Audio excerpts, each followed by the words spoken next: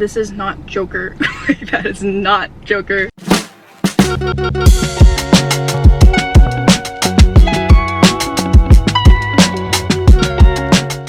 Happy freaking Wednesday, everybody. Today is not only new comic book day, it is the day before finals. Well, not finals. My last final is tomorrow, and then I'm completely done. And you know what else I did? I didn't read any of these last week, but because of a special reason, I logged in and I completed every single one of my grad school applications. Yay! And that also means I changed the profile picture for my YouTube because I had to do like an unlisted video for one of them for them to like, it's like a video interview type deal. So I was like, let me change my profile picture to look a little bit more professional and not have a comic character in it, because I don't know how a grad school admissions person would feel when they see me and Donna and Troy posing together in my car. So I changed that, but yeah, I didn't read anything last week, but that means like this is my big treat.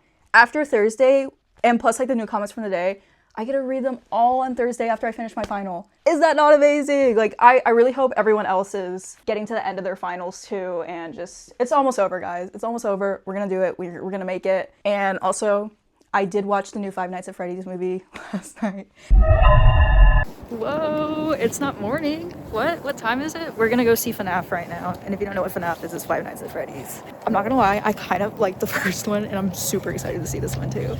It's my hometown movie theater, and I loved it. I gave it a heart on Letterboxd and a 2.5 stars. Is it the best made movie in the world? No. I don't know why. I just like, they have such a calling to me. I never played the games when I was younger. I used to watch people play them, obviously, but like I was big on watching Markiplier play FNAF, and Sinjin Drowning is the big one. I don't know if you know, they're like a sibling YouTube channel, and they like play games together. They're really funny, and they like revived my like my interest in it, and I was like, let me go see these movies. And you know what? I'm gonna be there first day for the third one. I'm gonna be at the premiere. Like, I love those movies so much for no reason. And I think it's because Josh Hutcherson's in it and Elizabeth Lail, and I love those two people so much, and it's just a fun movie. If you turn your brain off, you're really gonna love it. Anyways, that's enough about that. Let me talk about the one thing I did read last week.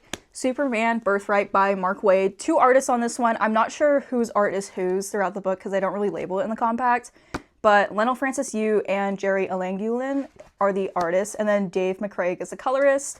And let me just tell you one thing about this. This is one of my favorite reads of this year. And this has made me realize I need to read more of Mark Waid's stuff because I just think this was paced almost to perfection. I think they could have used a couple more issues in the last arc. Like, this is like some of like the best comic writing I've read. And you're like, oh my god, holy new gen, but I've only read newer stuff, so that's why.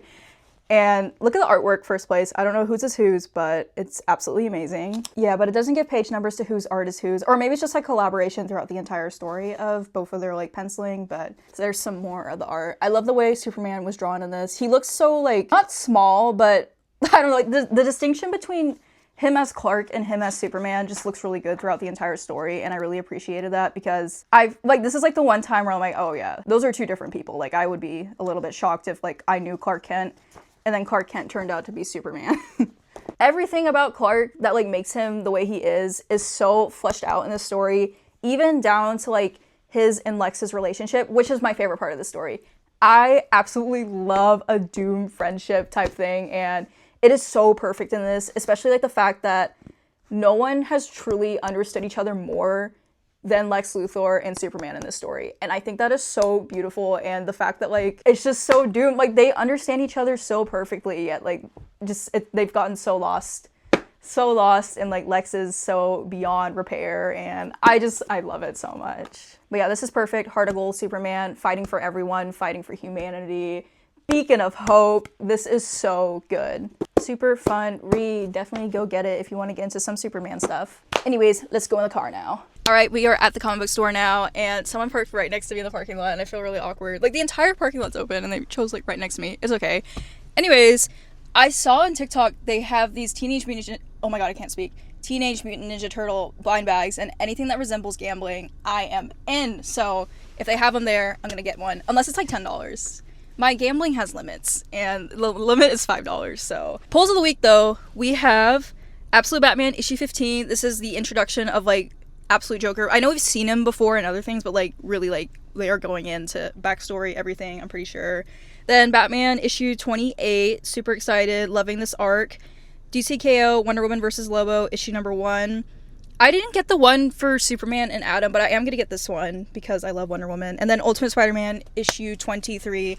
This one's been getting really good reception, so I'm super excited because I'm not gonna lie, the past couple issues for Ultimate Spider-Man haven't been my favorite, but I'm really excited to get into it. But yeah, those four issues. I don't think I'm gonna be picking up anything else today. Oh, do you guys want to see my Apple Replay? I'm showing it to you anyways, even if you don't care. I guess I'll just show my top artists. Apparently, I played Love Me Not by Raven Lene 173 times, and that's not even the surprising one. It's the fact that, like, right after it, I also listened to Same Damn Time by, oh, you can't see it, but maybe I'll put a screenshot. Same Damn Time by Future 116 times, so that one's a little embarrassing.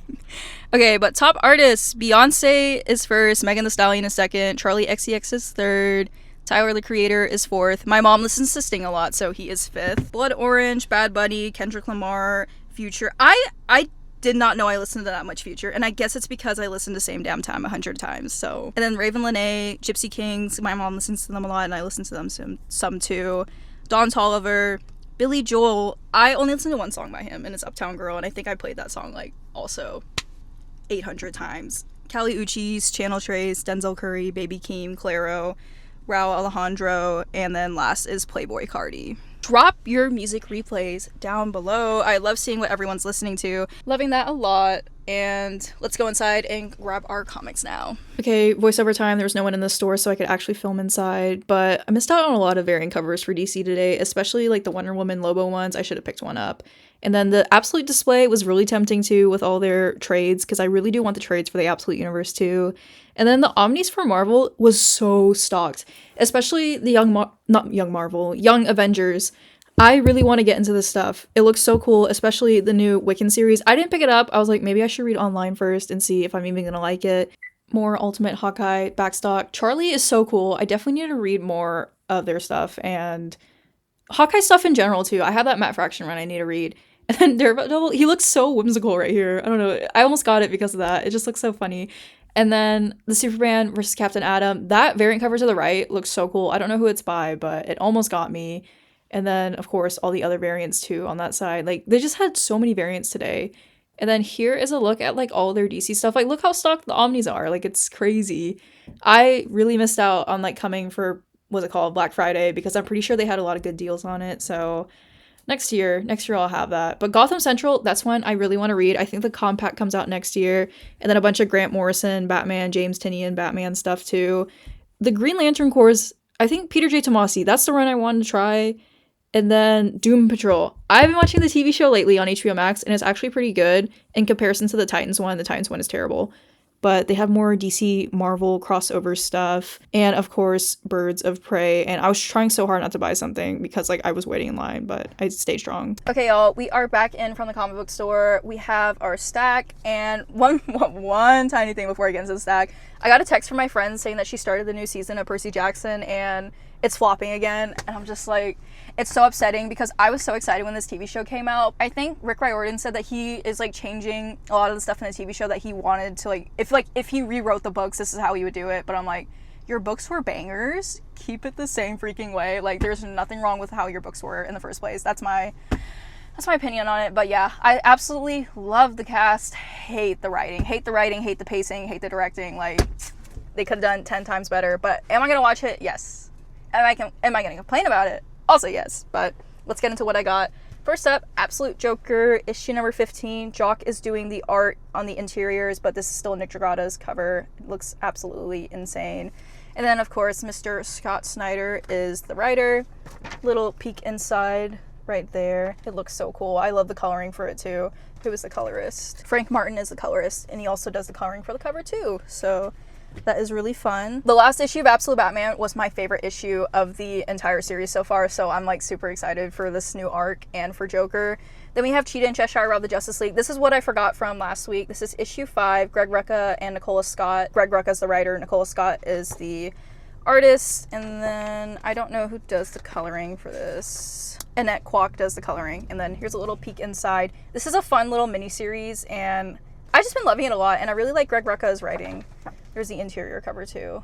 And of course, anything with Wonder Woman cameoing in it, I'm gonna pick it up. Then we have Batman and Robin, Philip Kennedy Johnson. Here is the cover for this one. I think, oh my gosh, I can't read. Nimit Malavia does the cover for this. It's so cute. I know, like, the ventriloquist is not cute, but, like, the cover is really cute.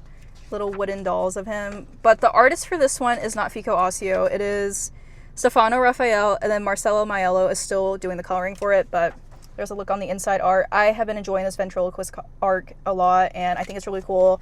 I love when I see new villains that I've never heard of before. Maybe you've heard of the ventriloquist, and I'm just not that deep into Batman's lore yet, but I thought it was pretty cool. Then we got Wonder Woman versus Lobo. Looks super, super cool. I actually don't know who writes this one. I think, let's see. Joelle Jones is the writer. Jason Howard does the first 19 pages, and then Carrie Nord does the last 8 pages, and then Daniel Bayliss does the last page for the penciling, and then Tamara Bonvillian does the coloring for 1 through 28, and then Daniel Bayliss does the coloring for 29 through 30. And then let me show you some of the art inside. Looks so cool. I cannot wait to read this. I've never read anything from this writer before either, so I'm super excited. And then hopefully, if I like her writing, I'll have a new writer to like. But if you guys look at the bottom, you can see all the fights they're gonna have.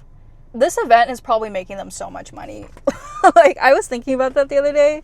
This was such a good event. Like, they are winning so hard with that. And then finally, we have the second to last issue of Ultimate Spider-Man, issue 23.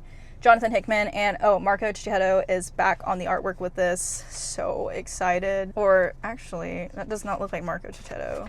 I think there's another artist on this one. David Messina does the first part of it, but then there's Marco Cicchetto's drawings, or penciling, I should say. Oh, he's such a good artist. It's amazing. But yeah, all the pickups for today, they look absolutely amazing. I cannot wait to read these and everything from last week. It's so stacked. I get to like binge all my comics now. All right, but that is the end of the video, guys. Thank you guys so much for watching. I really appreciate every single one of you. And as I said, tomorrow is my last final, and then it is time for the social media grind. Like, that is what that means. I'm super excited for that to be done. I was gonna get in and out today, but like the line was so insane. It just opened like everywhere in Tennessee today, and yeah, like the wait time was like an hour and a half, and I was like, not around these parts. But one day I'm gonna try those animal style fries. Today is not that day, but I don't even know. It's probably overhyped, and like then I'm gonna be mad I waited an hour and a half in line. So it's a good thing I didn't go. That is all I have, and I love every single one of you guys. See you in the next video, and yeah, peace out.